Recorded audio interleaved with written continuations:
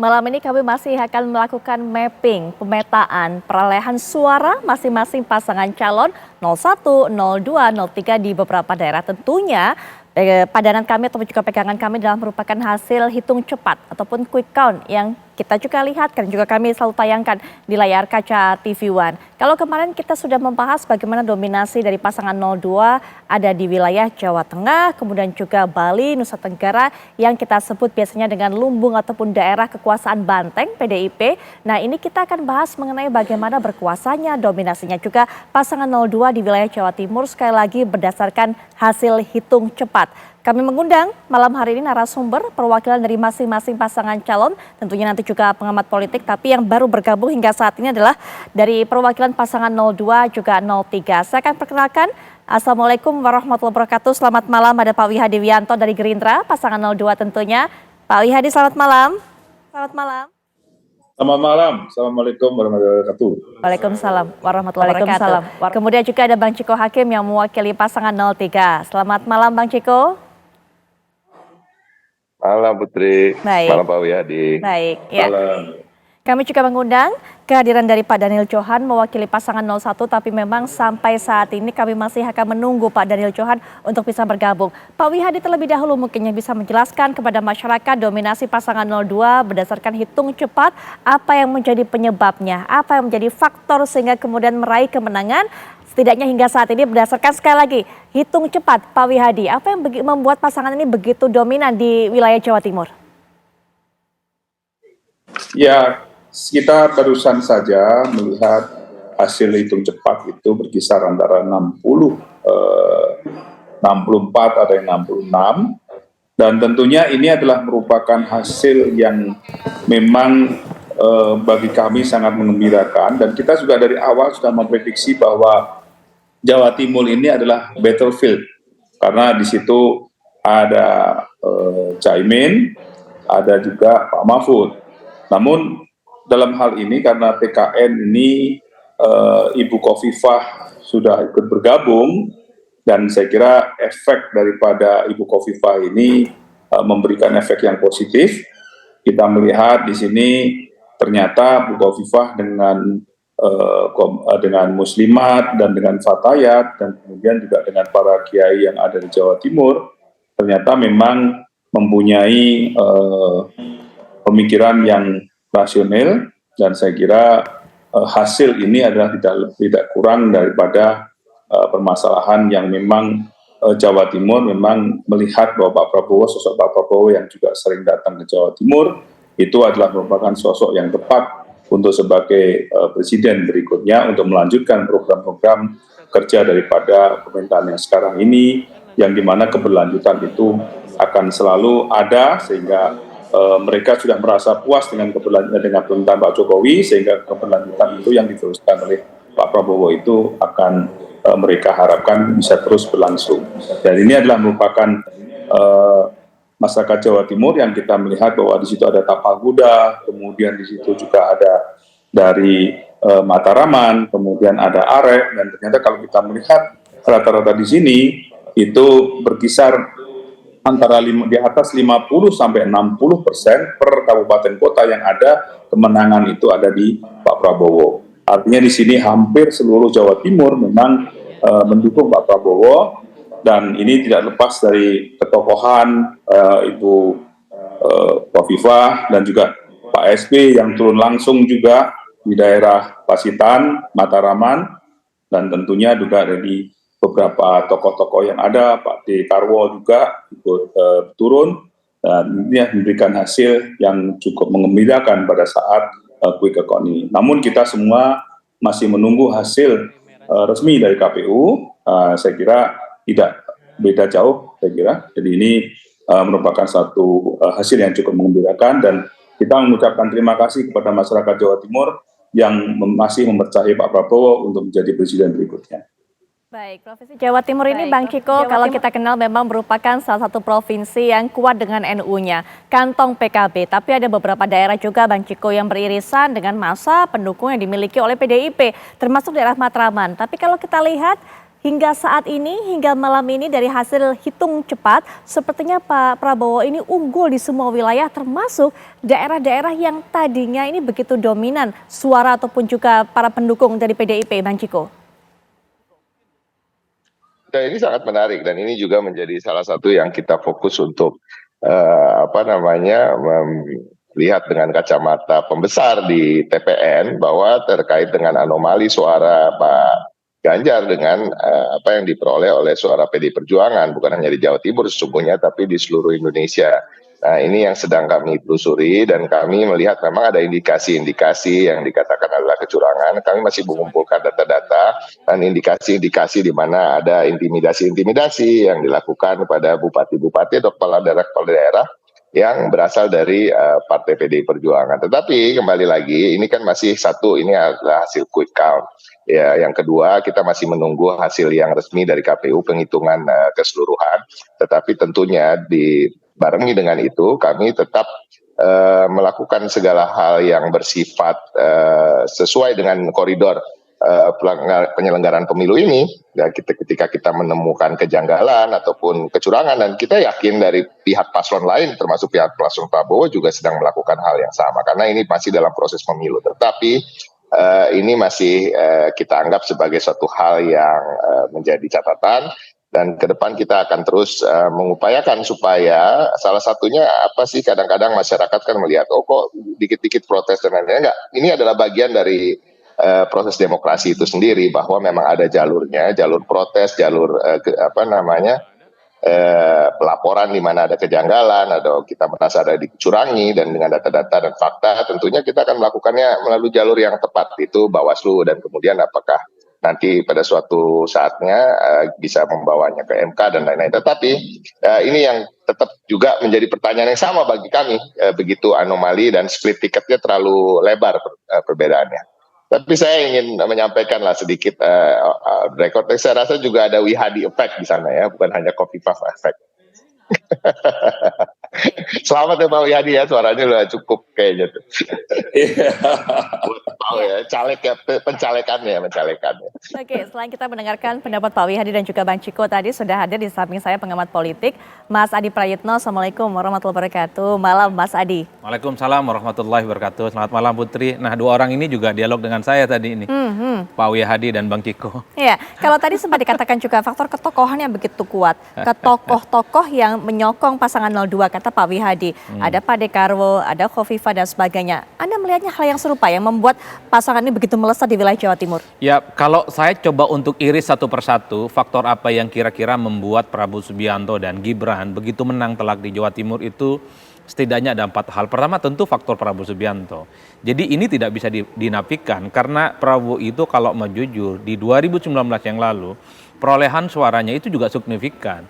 Kan tidak terlampau jauh dari kekalahannya dengan Pak Jokowi. Nah yang kedua memang kita juga tahu ini faktor Jokowi. Apa? Karena di Jawa Timur ini tingkat kepuasan publik terhadap Jokowi memang di atas rata-rata. Hampir 75% masyarakat di Jawa Timur mengatakan Jokowi adalah pemimpin yang bagus. Jokowi dinilai memiliki kinerja yang bagus. Sehingga afiliasi politik Jokowi yang mendukung Prabowo juga memberikan faedah elektoral.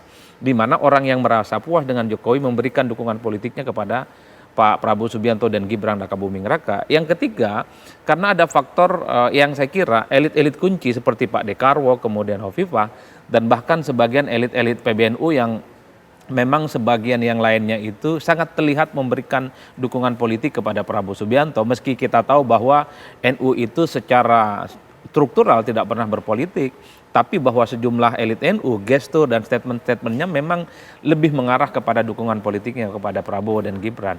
Ini yang saya sebutkan bahwa tokoh-tokoh kunci inilah yang kemudian mampu mengorganisir kekuatan-kekuatan politik di Jawa Timur. Kalau NU misalnya mampu diaksentuasi oleh salah satunya adalah Bu Khofifah, yang kedua tentu ada di situ kawan-kawan di PBNU seperti Pak Sekjen gitu ya. Kan sering ngomong bicara tentang kecenderungannya yang lebih dekat dengan nomor 2. Begitupun dengan Pak Dekarwo yang saya kira memang di basis-basis Demokrat gitu ya. Selama ini kemudian dikonsolidasi untuk mendukung Prabowo Subianto. Yang ketiga bagi saya adalah faktor Partai Demokrat juga.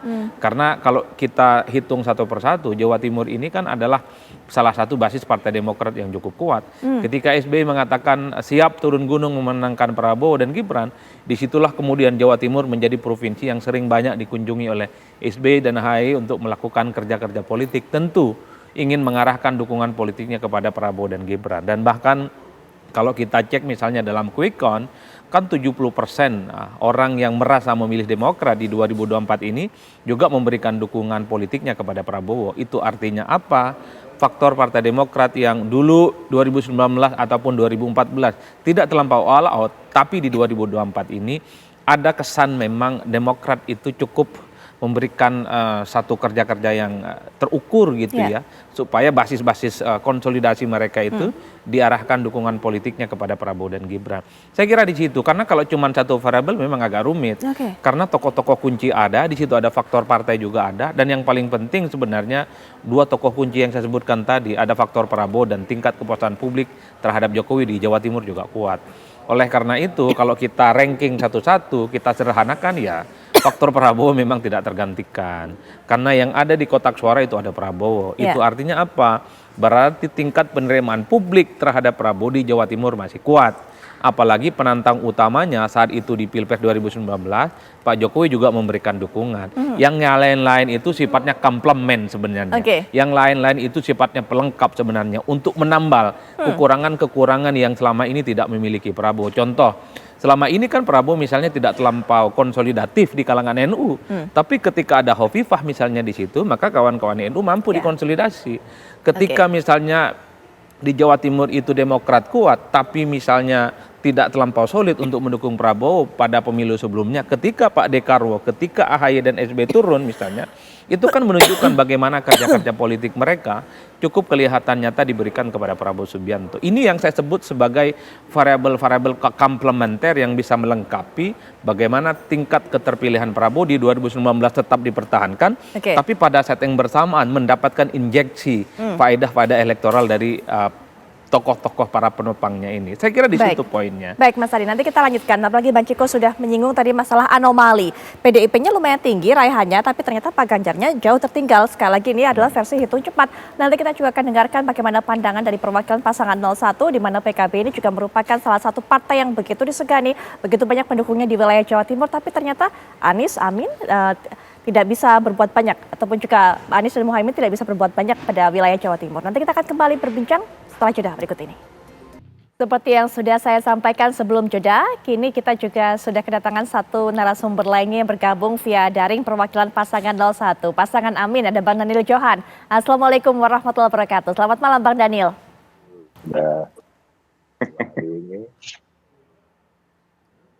Bang Daniel Johan? Ya, sepertinya masih terkendala komunikasi dengan kami akan coba perbaiki dan juga kembali nanti kita akan coba menghubungi Bang Daniel Johan. Tapi kita akan dengarkan bagaimana pandangan dari Mas Adi mengenai apa yang disampaikan oleh Bang Ciko tadi. Ada anomali ini, PDIP suaranya cukup tinggi di wilayah Jawa Timur, tapi kemudian Pak Ganjar ataupun juga teman pasangan 03 tidak terlalu berkutik di sana. Sekali lagi versi quick count. Ya, saya kira memang ada dua hal yang bisa menjelaskan kenapa pileg tinggi tapi pilpresnya misalnya rendah, atau sebaliknya. Pilpresnya tinggi, kemudian pilegnya rendah. Ada yang disebut dengan teori split ticket voting. Jadi pemilih itu seringkali iman politiknya agak berubah antara hati dan pikirannya. Satu sisi pilegnya misalnya dia pilih PKB, tapi pada saat yang bersamaan soal pilpresnya dia pilih yang lain, bukan pilih Amin. Mungkin pilih Prabowo, mungkin juga pilih Ganjar dan Mahfud. Begitupun apa yang terjadi pada teman-teman PDIP yang seperti disinggung oleh Bang Ciko. Pada level kepartaian misalnya, mungkin banyak basis pemilih-pemilih PDIP misalnya tetap tegak lurus memilih PDIP sebagai partai politik yang mereka coblos di 2024 ini. Tapi ketika mereka bicara tentang pilpres, belum tentu jagoan yang diusung oleh PDIP yang dipilih. Tapi misalnya lebih mengikuti kemana preferensi pilihan politik Jokowi yang jelas-jelas memberikan dukungan politiknya kepada Prabowo dan Gibran. Ini yang disebut dengan split ticket voting, Putri. Itu artinya apa? Satu orang itu tidak bisa dipastikan dia akan sama pilihan pilpresnya dan sama dengan pilihan pilegnya. Itu teori yang umum menurut saya. Itu artinya apa? Setiap kader partai ada split namanya, dia nyempal. Tidak tegak lurus dengan keputusan partainya terkait dengan pilpres. Tapi kalau pileg dia istiqomah. Di mana semua kader partai yang maju antara caleg yang dari pusat hingga daerah itu, dia tetap dipilih. Tapi untuk pilpres dia bisa kemana-mana, tidak sesuai dengan arahan partai. Nah yang kedua yang bisa menjelaskan, mungkin juga caleg-caleg di bawah itu tidak solid untuk konteks pilpresnya. Caleg-caleg di bawah misalnya level kabupaten, provinsi, kota, dan pusat, itu mungkin hanya mengkampanyekan dirinya. Tapi untuk pilpres, pemilihnya itu dibiarkan. Kalau saya misalnya sebagai kader partai A, udahlah, kalau urusan partai pilihlah saya, urusan caleg pilihlah saya, untuk pilpres silakan. Tidak harus memilih capres yang sesuai dengan saya dan partai saya. Bisa capres B, bisa capres C, dan bisa capres D. Kenapa ini terjadi? Karena banyak caleg itu seringkali cari aman. Kalau di kandang, di mana tempat dia maju, pilpresnya tidak terlampau menguntungkan, dia biarkan itu basis konstituennya untuk memilih tempat yang lain. Misalnya nih, kalau saya contohkan teman-teman PDIP, kalau Bang Ciko lagi nyalon di Jawa Timur, secara kepartaian, secara pileg solid, tapi ketika bawa nama-nama Ganjar dan Mahfud di tempat Bang Ciko itu maju, maka pasti Bang Ciko akan bilang kepada kadernya, ya untuk pilpres nantilah kau bisa pilih yang lain. Itu hampir semua bisa dilakukan oleh semua partai. Oleh karena itu, caleg seringkali hanya mengkampanyekan dirinya, cari aman untuk dirinya, soal pilpres itu urusan yang lain. Karena ada satu statement yang menurut saya umum dimiliki oleh setiap caleg, ya kalau pilpres sudah banyak yang mikirin. Kalaupun toh menang mereka, belum tentu persoalan caleg nggak ada yang mikirin kita. Kan gitu kira-kira. Ini yang kemudian bisa menjelaskan kenapa ada keterbelahan antara pilihan legislatif dan kemudian pilihan pilpres. Baik, sebelum nanti kita dengarkan juga Bang Ciko bisa berikan tanggapan ini, kita akan hubungi terlebih dahulu Bang Daniel Johan yang sepertinya juga saat ini sudah terhubung dengan kita via daring. Assalamualaikum warahmatullahi wabarakatuh. Selamat malam Bang Daniel Johan. Kita nggak bisa dengar suara. Bang Daniel? Mungkin masih di mute Bang Daniel, apakah bisa mendengar suara kami? Baru dengar kita. Ya, Bang Daniel? Sepertinya masih ada kendala kami menghubungi Bang Daniel. Bang Daniel sudah bisa mendengar suara saya? Nah, suaranya Putri hilang. Ya, Bang Daniel? Ya, Bang Daniel? Saya dengar gak? Saya dengar. Baik, baik. Oke, Bang Daniel mendengarkan. Yang lain dengar gak, baik. Pak? Nggak dengar saya dia ngomong apa, nggak dengar. Baik, nanti Saya coba. nggak dengar. Ya, Saya nanti dengar, kita, kan? nanti kita. Dengar, saya dengar. Baik, Oke. baik. Dengar, Nanti dengar. kami akan Kita cari saling baiki dengar. lagi. Tapi Bang Daniel juga bisa dijelaskan kepada kami bagaimana pandangan dari PKB ataupun juga pasangan 01. Karena memang kita ketahui Jawa Timur ini merupakan banyak sekali pendukung PKB di sana. Tapi rupanya jumlah dari versi hitung cepat suara yang diraih oleh pasangan Amin juga terpautnya gapnya selisihnya cukup jauh dengan pasangan Prabowo Gibran yang saat ini unggul di wilayah Jawa Timur. Bang Daniel Johan. Oke.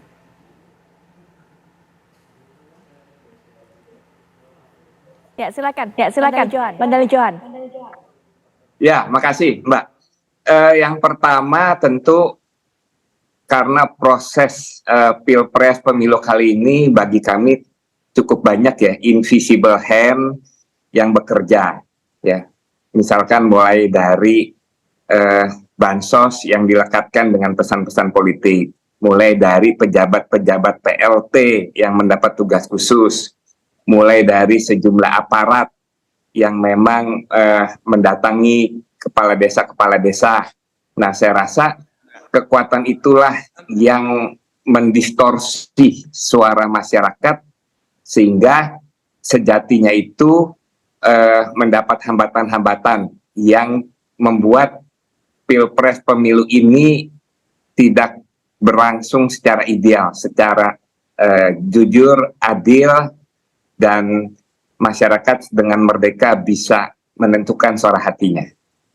Tetapi kita saat ini sedang mengawal proses penghitungan suara sehingga menjadi tuntas dan itu menjadi fokus kita saat ini. Demikian, Mbak. Baik, tapi Bang Daniel apakah juga melihat bahwa faktor dari Bukoviva yang kemudian mendukung pasangan 02 ini menjadi salah satu faktor yang membuat pasangan 02 begitu unggul di sana? Saya rasa faktor yang utama itu ya bagi kami yang invisible hand itu ya, sehingga kalau faktor figur-figur tentu punya pengaruh, tetapi saya rasa tidak sebesar pengaruh-pengaruh pengaruh-pengaruh dari proses gerakan birokrasi yang dikerahkan, gerakan bansos, gerakan BLT gitu. Karena kalau Mbak Kofifa kan sempat 2 kali juga pilgub, tidak, baru yang ketiga itu yang berhasil kan, sehingga kekuatan-kekuatan yang tidak terlihat itulah yang menjadi sangat dominan saat ini. Wihadi, silakan diberikan tanggapan. Pasangan 02 unggul karena invisible hand. Kalau menurut Bang Daniel Johan, silakan Pak Wihadi. Justru invisible hand-nya itu dari teman-teman PKB karena men-pressure yang namanya pendamping PKH di Jawa Timur, dan itu saya alami sendiri karena dapil saya di Jawa Timur. Jadi mereka mengatakan kalau ini pendamping itu kalau tidak mendukung nomor 1 akan dicopot. Kemudian pendamping itu juga dikatakan kalau yang namanya nanti PKH akan dihapuskan kalau Pak Prabowo menang. Nah ini kan invisible yang mana?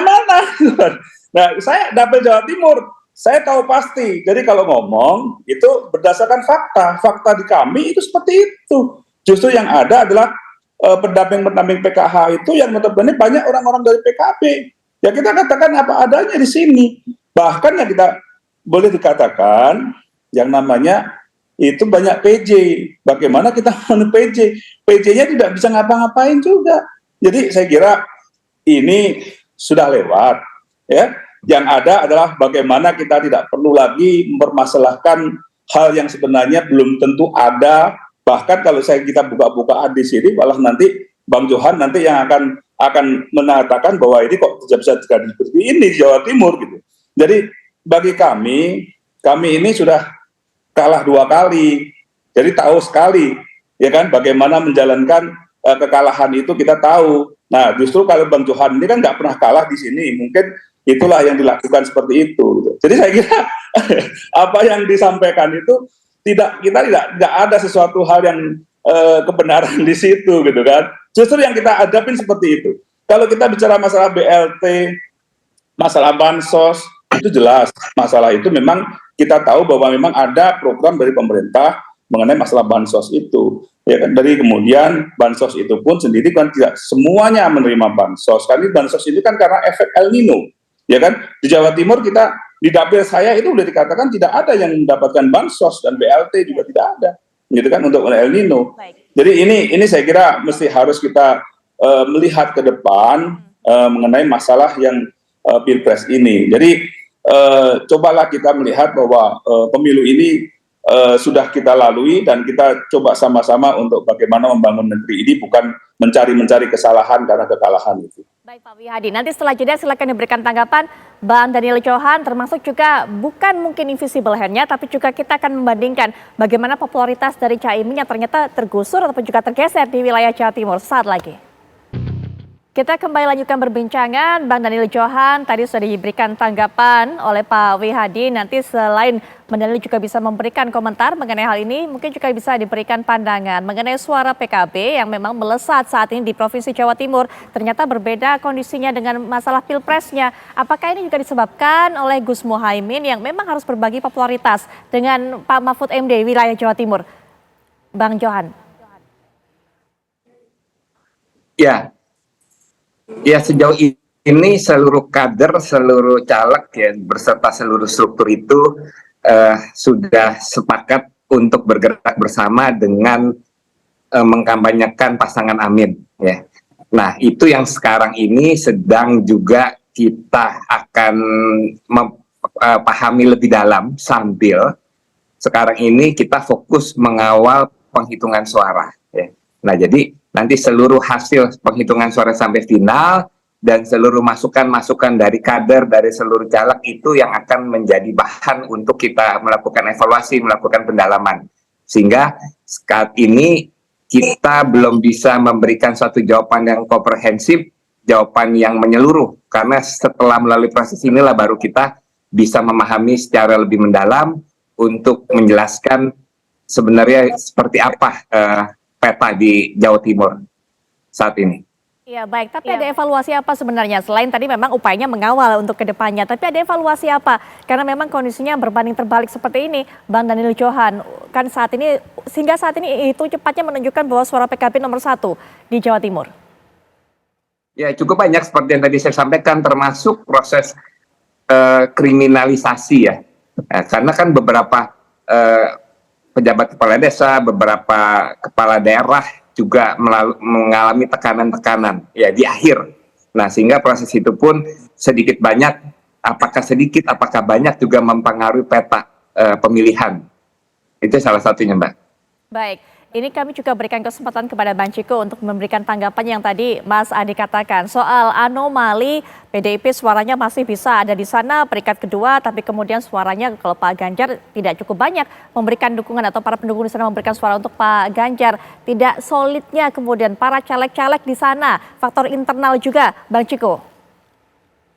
Saya rasa itu suatu pandangan yang bisa secara teori ya, tetapi secara prakteknya tentunya caleg-caleg dari PDI Perjuangan ini tegak lurus dengan apa yang sudah digariskan oleh partai gitu. Saya memberikan contoh juga, saya sendiri misalnya tadi Pak Mas Adi juga memberikan contoh, seakan menganalogikan saya gitu kalau sebagai caleg. Saya juga saya selalu memasang APK saya berdua dengan foto Pak Ganjar atau Pak Mahfud ya kan, semua APK saya itu ada tulisan Ganjar dan Mahfud, dan saya sama sekali karena emang tegak lurus dengan apa yang digariskan oleh partai ketika turun ke bawah adalah tiketnya itu ya harus paket gitu, memilih saya dalam memilih Pak Ganjar dan Pak Mahfud, dan saya meyakini teman-teman saya di PDI Perjuangan juga begitu dari seluruh daerah. Nah, ini terkait anomali ini, saya setuju banyak hal dengan Mas Daniel Johan tadi, seperti saya sampaikan di awal, ada intimidasi dan lain-lain. Jadi ada faktor-faktor yang di luar apa yang disebut dengan pemilu jujur dan adil ini. Nah, tetapi juga ini juga harus menjadi sorotan dalam pemilu 2024 ini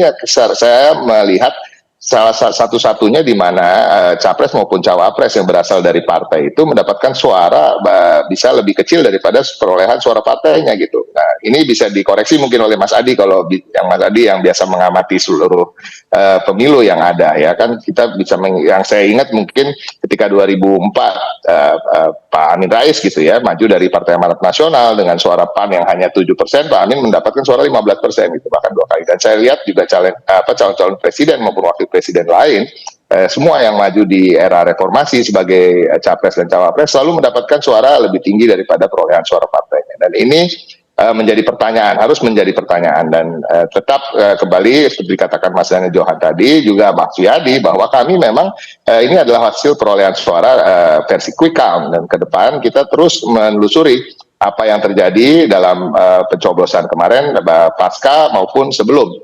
Nah, ini yang harus tetap diawasi, dan kita berharap masyarakat juga sabar untuk menunggu, begitu juga pihak-pihak yang terkait dengan sebagai peserta pemilu juga sabar dalam menyikapi hal ini gitu. Seperti saya katakan juga bahwa selain ini hasil quick count, kita ketahui bahwa kita sebagai caleg-caleg pun masih menunggu hasil, kita juga masih mempelototi angka-angka di website KPU maupun penghitungan di PPK hari ini gitu. Artinya ini belum berakhir, ini it's far from over. Ada hal-hal juga nanti yang sesuai dengan koridor demokrasi, koridor aturan, kita akan terus mengawasi dan melaporkan hal-hal yang kita anggap janggal, ada kecurangan dan lain-lain, dan mungkin bisa sampai ke Mahkamah Konstitusi, tapi itu harus diingat, ini adalah bagian dari demokrasi dan proses pemilu itu sendiri. Baik, sebelum nanti kita dengarkan pandangan dari Mas Adi, Pak Wihadi terlebih dahulu. Apakah kemudian dengan adanya Pak Prabowo, kemudian juga Mas Gibran, pasangan 02 ini posisinya teratas hingga saat ini versi quick count di Jawa Timur juga bisa berpengaruh, berimbas terhadap suara dari Gerindra di sana, Pak Wihadi? Karena kalau kita lihat juga sepertinya 3 terbesar saat ini masih ditempati oleh PKB, kemudian PDIP dan juga Golkar di Jawa Timur. Iya, memang sebelum pemilu, pada saat saat 2024, pemilu 2019 pun memang posisinya adalah PDI Perjuangan, PKB, dan Gerindra. Jadi mungkin ini ada pergeseran di PKB dan PDI Perjuangan, dan tapi Gerindra tetap nomor 3. Jadi memang kalau kita melihat apa yang terjadi saat ini, yang disampaikan oleh Mas Adi tadi mengenai masa anomali, itu memang kita rasakan sekali pada saat sekarang ini bagaimana caleg dan capres. Jadi memang ada daerah-daerah memang yang kita melihat memang tidak memungkinkan untuk capres itu sebagai idola daripada masyarakat itu, biasanya memang caleg akan mencari aman. Tapi bagi kami di Gerindra itu kita tegak lurus kepada ketua umum kita, karena bagaimanapun juga adalah yang maju ini adalah ketua umum kita. Jadi artinya memang kita akan berjuang all out untuk ketua umum kita menjadi presiden. Jadi seluruh APK dan seluruh kegiatan-kegiatan kita memang kita full adalah untuk bagaimana capres ini untuk bisa memenangkan di Jawa Timur. Jadi kalau kita melihat semuanya yang ada di Jawa Timur, semua caleg yang ada di Jawa Timur itu selalu memasang APK dan Pak Prabowo dan Mas Gibran. Dan saya kira efeknya juga masyarakat sebenarnya juga lebih mengenal Pak Prabowo dan Mas Gibran dibandingkan dengan caleg-calegnya, terutama caleg-caleg baru, sehingga caleg-caleg baru ini seringkali juga memasang Pak Prabowo dan Mas Gibran ini sebagai penarik juga dari masyarakat bahwa ini adalah orang-orang daripada Partai Gerindra dengan Pak Prabowo dan Mas Gibran. Dan ini diikuti oleh semua partai-partai koalisi, sehingga kita bisa melihat kotel efek daripada partai-partai koalisi ini juga ikut merasakan, sehingga mereka perolehan mereka adalah naik juga karena memang memasang Pak Prabowo dan Mas Gibran. Jadi memang ini adalah merupakan hal yang kita melihat masyarakat memang sedang mencari Pak Prabowo, untuk efek Pak Prabowo ini memang sangat kuat di Jawa Timur. Jadi memang semua caleg pun justru memasang foto daripada Pak Prabowo dan Mas Gibran. Bahkan mungkin ada beberapa caleg yang tidak memasang itu, ya kita lihat hasilnya, ternyata memang hasilnya banyak juga yang mereka justru tidak mendapatkan suara yang bagus dengan tidak memasang foto Mas Gibran dan Pak Prabowo dan Mas Gibran itu. Ini adalah merupakan kerja keras, dan kita semua caleg-caleg kita bekerja keras untuk presiden dan juga pencalekan daripada legislatif ini. Baik, korelasi suara yang diperoleh masing-masing pasangan calon dalam Pilpres, kemudian apakah hubungannya dengan suara yang diraih oleh partai-partai dalam Pileg? Nanti Mas Adi juga bisa berikan pandangan, tapi setelah jeda berikut ini kami segera kembali. Langsung saja kita akan berikan kesempatan kepada Mas Adi untuk bisa memotret sebenarnya bagaimana korelasi perolehan suara dari masing-masing pasangan calon dengan partai-partai pengusung mereka. Ada yang kemudian berbeda jauh, tapi ada juga yang kemudian tidak berkorelasi sama sekali. Ya memang agak rumit sebenarnya membaca linear soal bagaimana elektabilitas Pileg dan Pilpres ya. Kalau kita melihat kecenderungan pemilu pasca reformasi 2004 hari ini misalnya dengan 2004 yang lalu, itu kan agak berbeda ya secara signifikan. Yang ingin saya katakan adalah ada misalnya partai politik tertentu dia Pilegnya kuat dan Pilpresnya juga kuat. Itu terjadi pada PDIP beberapa waktu yang lalu, Pilpres dan Pileg 2014 dan 2019. Itu tidak bisa dibantahkan. Satu sisi mesin politik yang dimiliki oleh PDIP itu memang cukup luar biasa, dan pada saat yang bersamaan mendapatkan faedah elektoral terutama dari pendukung-pendukung dari Jokowi non PDIP yang pada pilihan politiknya saat itu juga mengarah kepada PDIP. Yang membuat PDIP per hari ini tuh agak sedikit berbeda, seakan-akan yang memilih Ganjar itu hanya basis konstituen dari PDIP. Karena suara Ganjar dan Mahfud itu identik, bahkan hampir sama dengan perolehan Pileg PDIP.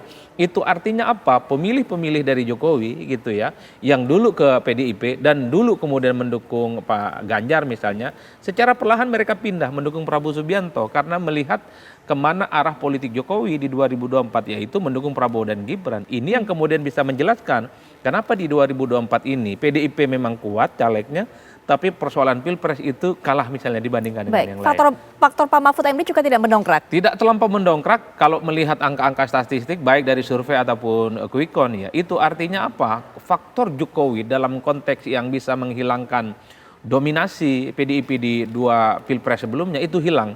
Karena Pak Jokowi mampu membawa gerbong politiknya baik dari relawan, partai politik, dan basis-basis konstituen lain kepada Prabowo Subianto dan Gibran. Tapi dalam konteks Pileg, Pak Jokowi tidak terlampau jauh bisa menginfiltrasi.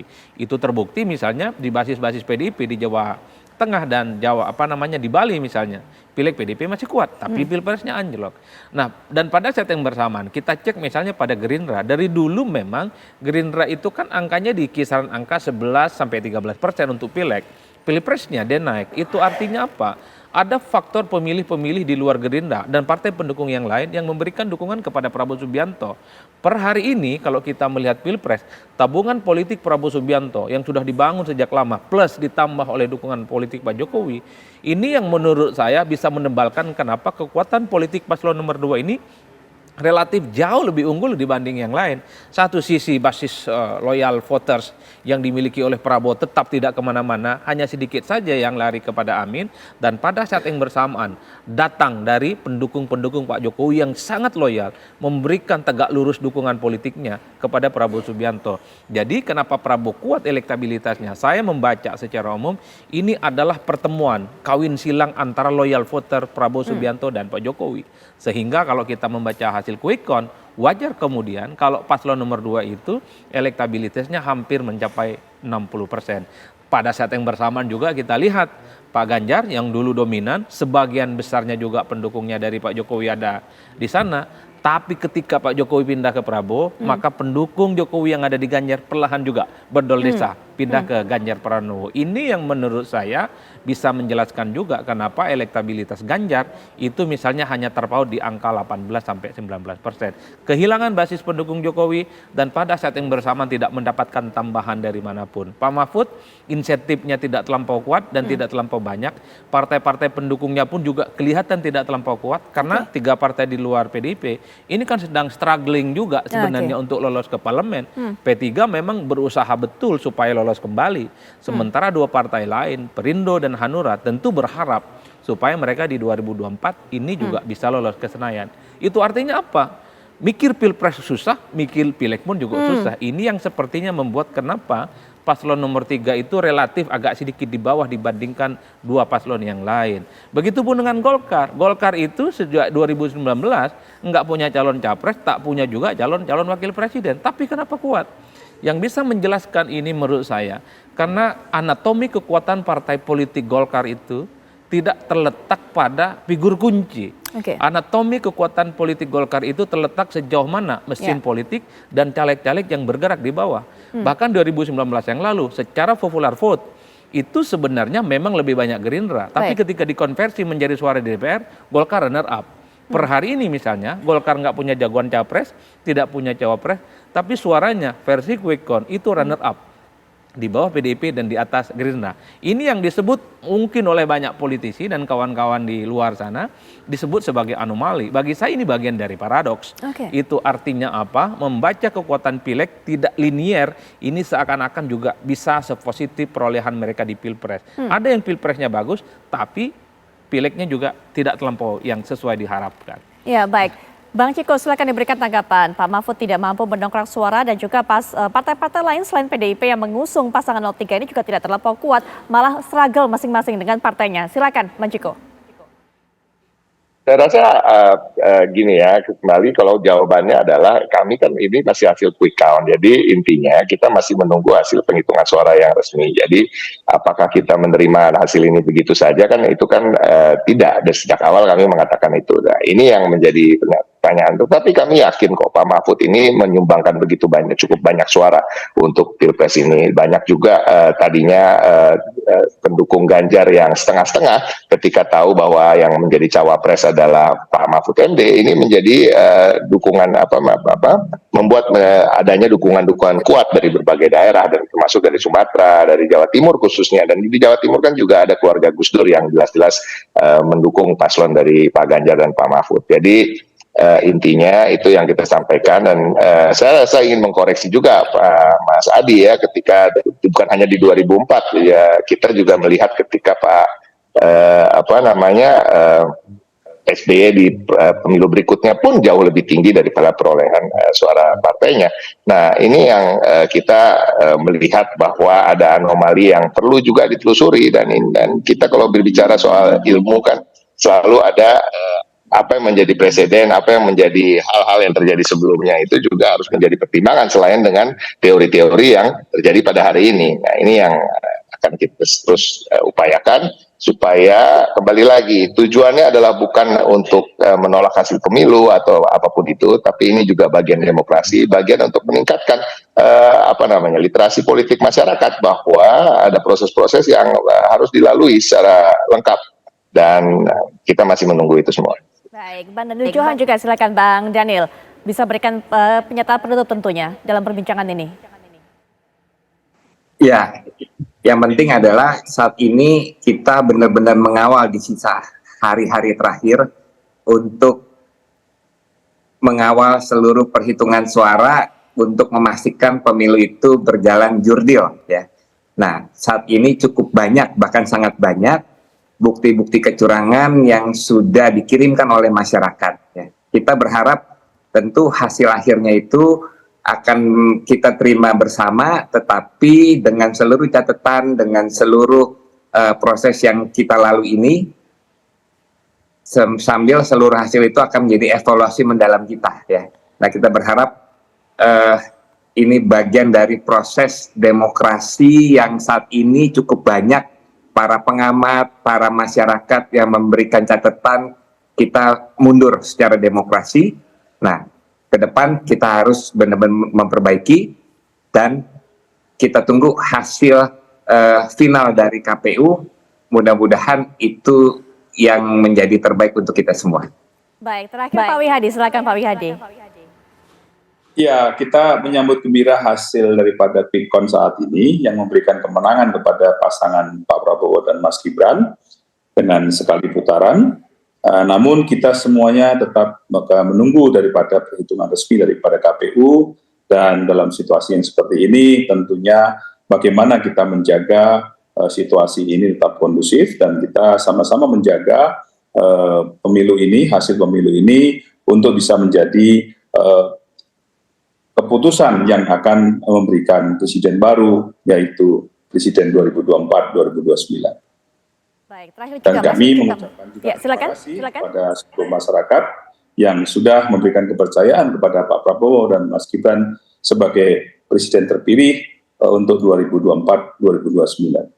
Baik, Pak. Mas Adi, silakan. Ya, saya kira memang setiap pilpres itu pasti punya cacat bawaan yang tidak pernah selesai. Salah satunya adalah soal dugaan dan tudingan adanya kecurangan. Saya ingat persis pemilu 2014 dan 2019, kemenangan Jokowi juga diduga karena ada kecurangan dan intervensi aparatus kekuasaan yang itu juga bisa kita lihat bagaimana kubu Prabowo Subianto saat itu melakukan demonstrasi misalnya di depan Bawaslu dan juga melakukan gugatan kepada Mahkamah Konstitusi. Jadi yang kita tunggu sebenarnya adalah bahwa dugaan-dugaan itu tentu saja harus dibongkar karena termasuk kita sebagai peneliti punya intensi dan punya keinginan supaya kecurangan yang selalu belakangan ini disebutkan, kita semua bisa menyaksikan dan kita semua bisa mengawal dengan baik.